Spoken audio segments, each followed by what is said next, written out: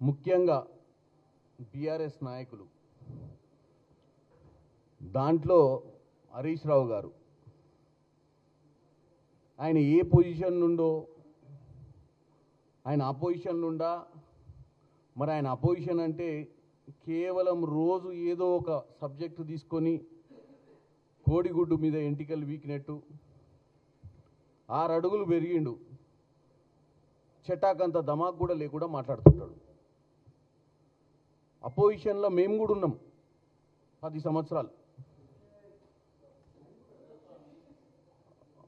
అపోజిషన్లో మేము కూడా ఉన్నాం 10 సంవత్సరాలు. కానీ 10 సంవత్సరాల సమయంలో ఏ రోజు కూడా కొత్తగా వచ్చినటువంటి రాష్ట్రంలో అభివృద్ధి కీలకము, అభివృద్ధి కావాలని కోరుకునేటువంటి పరిస్థితిలో మేము అపోజిషన్లో ఉన్నాం తప్ప రోజు కేవలం 10 సంవత్సరాలలో వాళ్ళు చేసే ప్రతి పనిలో అడ్డుపడేటువంటి ప్రయత్నం చేయలేదు. కాబట్టి నేను ఒకటే కోరుకుంటున్నా, హరీష్ రావు గారు ఈరోజు కూడా కోకాపేట నియోపోలిస్ దగ్గర ఉన్నటువంటి శారదా పీఠం, విశాఖ శారదా పీఠానికి 2 ఎకరాల భూమిని వాళ్ళ హయాంలో 2019లో కేవలం ఒక్క రూపాయికు అంత ప్రాధాన్యత కూడినటువంటి ప్రాంతంలో వీళ్ళ హయాంలో భూములు వాళ్ళ ఇష్టానుసారంగా నచ్చిన వారికి పేలాల మాదిరిగా వంచారు. ఈరోజు ప్రభుత్వం అదే శారదా పీఠం వారికి అక్కడ కొన్ని ప్రజా అవసరాల కోసం భూములు అవసరం ఉన్నాయి కాబట్టే వారికి శంషాబాద్లో ఒక డెవలప్డ్ ఏరియాలో అదే ల్యాండ్ని కేటాయించడం జరిగింది, అదే సైజు ల్యాండ్ని. ఎందుకంటే మా ప్రభుత్వానికి కూడా భక్తి శ్రద్ధలు ఉన్నాయి. మేము అధికారంలోకి వచ్చినాక వేములవాడ టెంపుల్ని కూడా కోట్ల రూపాయలతోటి బ్రహ్మాండంగా డెవలప్ చేసుకున్నాం. మీరు ఈ మధ్య చూసినట్టయితే సమ్మక్క సారక్కలో 150 కోట్లు పెట్టి సమ్మక్క సారక్కలో ఆయన 10 ఏళ్లలో ఏ రోజు గద్దెల దగ్గర డెవలప్మెంట్ చేసినటువంటి పరిస్థితి లేదు. మాకి భక్తి శ్రద్ధలు ఉన్నాయి, మాకు ఈ ప్రభుత్వానికి మంచి చెయ్యాలి అన్న ఆలోచన ఉంది కాబట్టే మేము వేముల వాడలనైనా సమ్మక్క సారక్క కోసమైనా హిందూ దేవుళ్ళ కోసమైనా ఇంకెవరికైనా అన్ని మతాలకు ఒక మంచి ఆలోచనతోటి ప్రార్థనా మందిరాలు కట్టేయడానికి మేము ఏ రోజు కూడా వెనకాడినటువంటి పరిస్థితి లేదు. గోదావరి పుష్కరాలకు కూడా బ్రహ్మాండంగా రానున్న గోదావరి పుష్కరాలకు కూడా ఈ ప్రభుత్వం నిధులు కేటాయించి భక్తులకు అన్ని సౌకర్యాలు కలిగించేటువంటి ప్రయత్నం కూడా మొదలుపెట్టింది. ఇక్కడ రాజకీయాలు చెయ్యాలని ఈ శారదా పీఠం భూమికి సంబంధించి ఆల్రెడీ అధికారులు అక్కడ ఉన్నటువంటి శారదా పీఠం వారితో మాట్లాడి ఈ భూమిని శంషాబాద్కి షిఫ్ట్ చేయడానికి ఒప్పించారు. ప్లస్ ఆ భూమిలో వీళ్ళు అన్నట్టు స్వలాభం కోసం ఆ భూములు తీసుకోవట్లేదు. మేము ఆ భూములు కేవలం గోదావరి జలాలు తీసుకొచ్చి మంచినీటి అవసరాల కోసం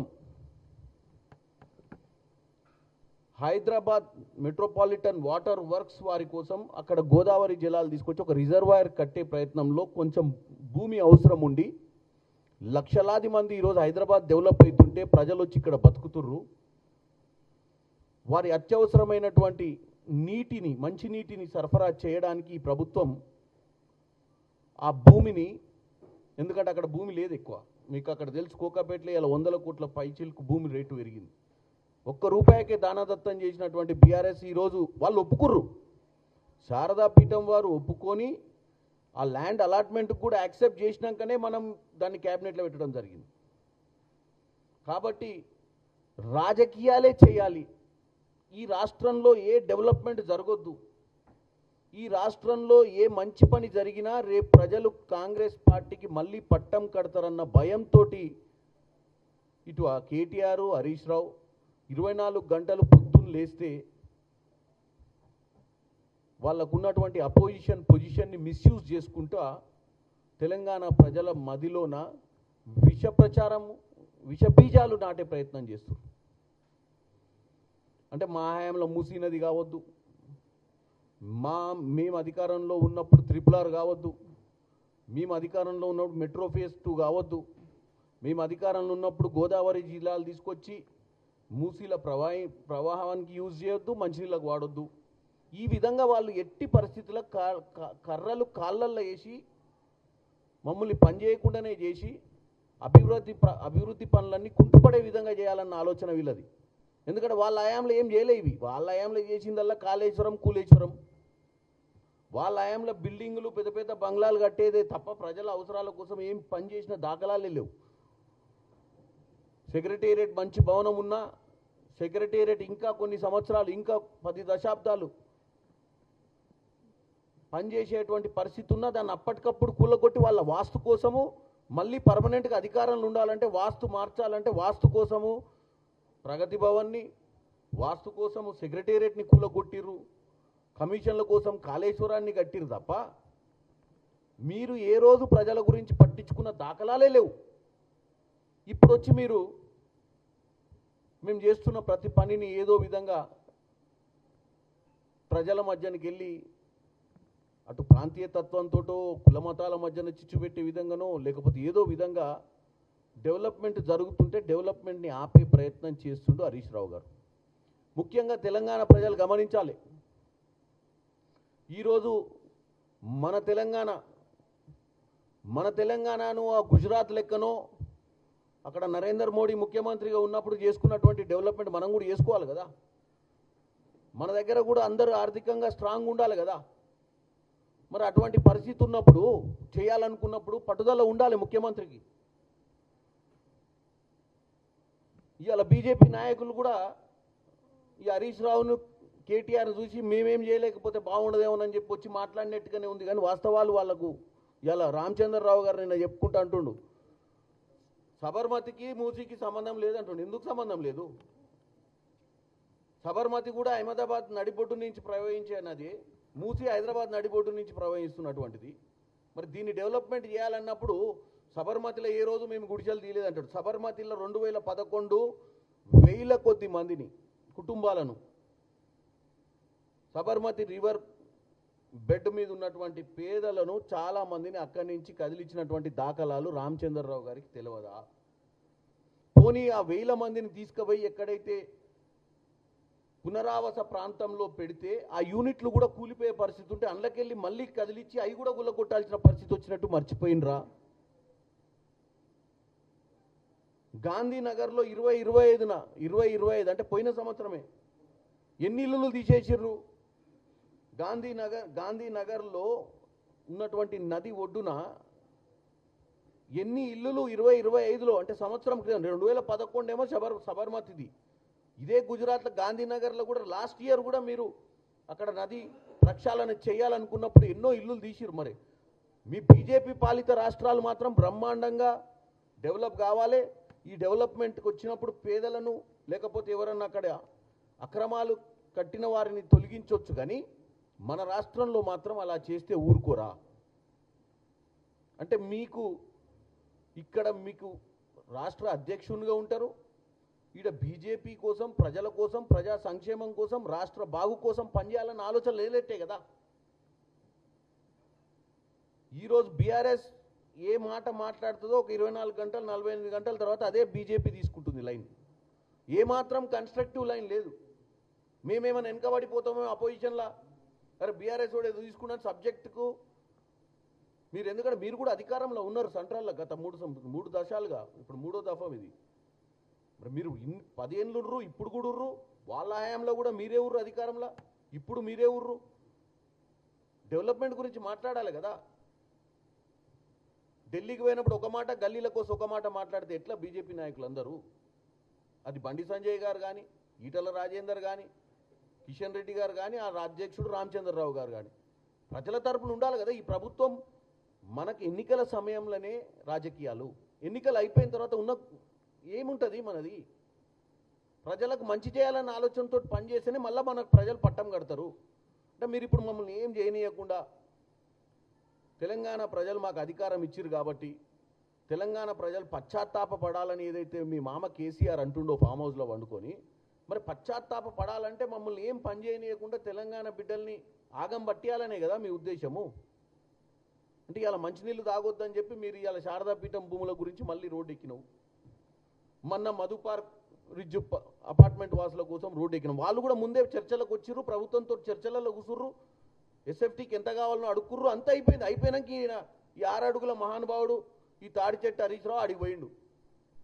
పోయి రెచ్చగొట్టే ధోరణిలో మాట్లాడి మీడియాను పిలిపించుకొని హంగామా చేయడం మొదలుపెట్టిండు. గతంలో కూడా హైడ్రా గురించి ఎన్నిసార్లు విష ప్రచారం చేసిర్రు. ఉండొచ్చు కొద్దిగా, కొన్నిసార్లు ఇల్లీగల్ కన్స్ట్రక్షన్ తీసినప్పుడు అక్కడ బాధలైతే వాళ్ళందరినీ కూడా కాంపన్సేట్ పే చేస్తుంది ప్రభుత్వం. మరి లక్షల మందికి ఈరోజు అపార్ట్మెంట్ వాసులకు వాళ్ళకు కబ్జాకు గురైనటువంటి పార్కులు లేఅవుట్లల్లో, కబ్జాకు గురైనటువంటి అప్రోచ్ రోడ్లు,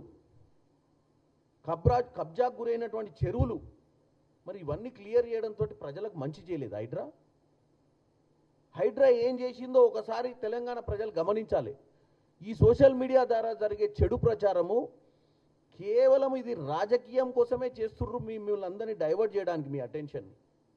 వాస్తవంగా కాంగ్రెస్ పార్టీకి వాళ్ళు చెప్పే అబద్ధాలు సంబంధం లేదు. కాంగ్రెస్ పార్టీ ఈరోజు మంచినీటి కోసము, ఈరోజు మూసీ నది కోసము, ఈరోజు హైదరాబాద్ నగరాన్ని ప్రపంచ ప్రఖ్యాతి నగరంగా తీర్చిదిద్దే ఒక లక్ష్యంతో రేవంత్ రెడ్డి గారు ముందుకు పోతుండ్రు. ఇవాళ కోర్ అర్బన్ ఏరియా ఏదైతే మనం డెవలప్ చేద్దాం అనుకుంటున్నామో రింగ్ రోడ్ లోపల వీలైనంత మటుకు అన్నీ, అంటే వీలైనంత మటుకు మెట్రో కానీ, వీలైనంత మటుకు మూసి ప్రక్షాళన కానీ, ఇవన్నీ చేయాలనేది ఎవరి కోసము?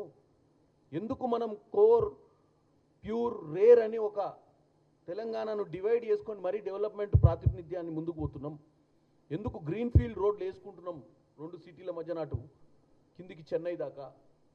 ఎందుకు ఇండస్ట్రియల్ క్యారిడార్స్ని బిల్డప్ చేద్దాం అనుకుంటున్నాం? మన పిల్లలకు ఉద్యోగాల కోసం కాదా? ఎందుకు రేడియల్ రోడ్స్ వేద్దాం అనుకుంటున్నాం? ఫాస్టెస్ట్ కనెక్టివిటీ పెంచడానికే కదా. మరి ఏది అడ్డుపడదామని, ఎక్కడ కూడా రోడ్ వేయొద్దు, ఎక్కడ కూడా భూమి తీసుకోవద్దు, ఎక్కడ కూడా అడ్డుపడాలి, ఎట్లా హైదరాబాద్ డెవలప్ చేసుకుంటాం? ఎట్లా మన పిల్లల భవిష్యత్తు గురించి పనిచేస్తాం? ఎట్లా మన పిల్లల భవిష్యత్తుకు ఉద్యోగాలు ఇప్పించుకోగలుగుతాం?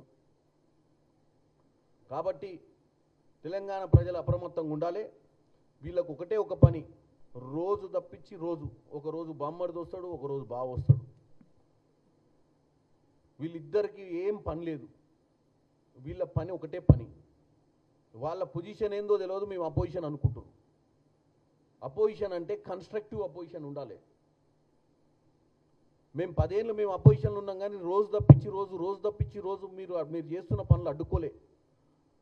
మిమ్మల్ని ప్రజలు ఎన్నుకుర్రు, మీరే పని చేశారన్న ఉద్దేశంతో ఉంటే నిట్టేటను ముంచిపోయారు. మీరు చేసిన పరిపాలన దరిద్ర పరిపాలన కాబట్టి ఆచితూచి చేయాల్సి వస్తుంది. మాకు రూపాయికి చిల్లర పైసల కోసం భూములు దారదత్తం చేసినటువంటి దరిద్ర పాలన మీది. ఫ్యూచర్ ప్రయోజనాల కోసం ఏమాత్రం ఆలోచించకుండా ₹1 మీరు కోకాపేట ప్రాంతంలో, నియోపోలిస్ ప్రాంతంలో ఇక్కడ 150 కోట్లకు ఎకరం పోయే దగ్గర మీరు రూపాయి ఇచ్చిర్రంటే అది మీరు శంషాబాద్ ఇవ్వచ్చు, ఇంకెక్కడన్నా రింగ్ రోడ్ బయట కూడా ఇవ్వచ్చు, కనెక్టివిటీ ఉంది. దేవుణ్ణి దర్శించుకోనికి ప్రజలు ఎక్కడికైనా పోతారు. కానీ ఇలా మంచినీళ్ళు తాగాలంటే ఎక్కడ రిజర్వాయర్ కట్టాలి? ఎక్కడి నుంచి నీళ్లు గ్రావిటీ ద్వారా అందియాలంటే రిజర్వాయర్ ఎక్కడ కట్టాలి?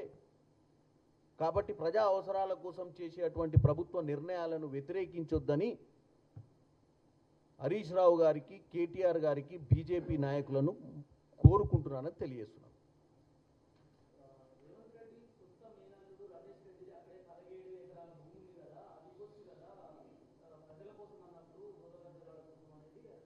నేను హరీష్ రావు గారిని ఒక్కటే అడుగుతున్నా, మన హయాంలో లక్షల కోట్లు దండుకొని ఫామ్ హౌజులు కట్టి రబ్బర్ చెప్పులతో ఉన్న హరీష్ రావు కోట్లకు పరిగెత్తిండు కదా. మరి అదే హరీష్ రావు గారు శంషాబాద్లో ఇదే శారదా పీఠానికి అంత భక్తి ఉంది కాబట్టి ఆయన సొంత నిధులకు వెళ్ళి ఇచ్చి అక్కడ మంచి ఆలయం కట్టియొచ్చు కదా. మనం వేరే వాళ్ళని అనడం కాదు, మనం ఏం చేస్తున్నామో చూడండి. మేము అక్కడ మంచినీళ్ళ కోసం ఒక ప్రాజెక్ట్ ఇస్తున్నప్పుడు ₹1 దారదత్తం చేసిరని నేను చెప్తున్నా కదా మీకు. ₹1కే మీరు భూమిని కేటాయించినప్పుడు మరి ఆ భూమి ప్రభుత్వ భూమే కదా. ఆ భూమిని మనం ఈరోజు మంచినీళ్ళకు వాడితే తప్పేంది అంటున్నా. నువ్వు వాళ్ళెవరిదో చుట్టాలు వీళ్ళెవరికో చుట్టాల భూమి ఉంది. మనం ఏం చేస్తున్నామో చూడండి. మనం 10 ఏళ్ళు ఇదే అధికారంలోకి వచ్చి ఏ స్థాయికి ఎదిగినాము, ఎన్ని కోట్లు సంపాదించినాము, ఎన్ని ఫామ్ హౌజులు కట్టుకున్నాము. మరి మనకు లేదా? వాళ్ళు ఎవరో నాయకులు కాదు, ఆయన ఎవరన్నా ఉంటే అది ఎంతవరకు వాస్తవమో నాకు తెలియదు. ఎవరికి ఎక్కడ భూములు ఉన్నాయో నాకెట్ట తెలుస్తుంది? నాకు తెలిసింది ఒకటి, ఈ 2 ఎకరాల భూమిలో హైదరాబాద్ వాటర్ వర్క్స్కి సంబంధించినటువంటి రిజర్వాయర్ కోసము ల్యాండ్ అవసరం ఉంది కాబట్టి ప్రభుత్వము శారదాపీఠం వారితో మాట్లాడి వారికి శంషాబాద్లో ల్యాండ్ అలాట్ చేసి స్మూత్గా జరుగుతున్న వ్యవహారాన్ని రాజకీయం చేయడానికి ప్రయత్నం చేస్తున్నాడు హరీష్ రావు గారు. ఇది కేవలం రాజకీయంగా లబ్ధి చెందాలని, తెలంగాణ ప్రజల్ని పక్కతో పట్టేయాలన్న ఆలోచన తప్ప ఇంకేం లేదని తెలియజేస్తున్నా.